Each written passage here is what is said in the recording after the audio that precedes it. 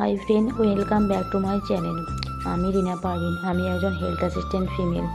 তো আজকে আমি একটা হেলথ রিলেটেড ভিডিও নিয়ে আসলাম। পুরো ভিডিওটা স্কিপ না করে দেখতে থাকো। তো আমি মূলত মা বাচ্চা নিয়ে কাজ করি।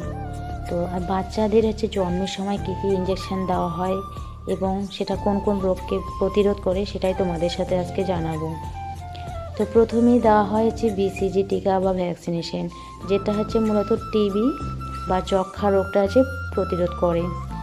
তারপর দেওয়া হয় হেপাটাইটিস বি ইঞ্জেকশন, এটা যকৃতের যে রোগ বিষয়গুলো সেটা প্রিভেন্ট করে। এরপর দেওয়া হয় ওপিভি 0 ডোজ, যেটা পোলিও রোগটাকে প্রতিরোধ করে। এবং তার সাথে দেওয়া হয় ভিটামিন কে ইঞ্জেকশন, যেটা রক্ততঞ্চনে সাহায্য করে। এই ভ্যাকসিনেশনগুলো যদি বাচ্চা হাসপাতালে প্রসব হয় তাহলেই সেক্ষেত্রে পায়। হোম ডেলিভারির ক্ষেত্রে হেপাটাইটিস বিটা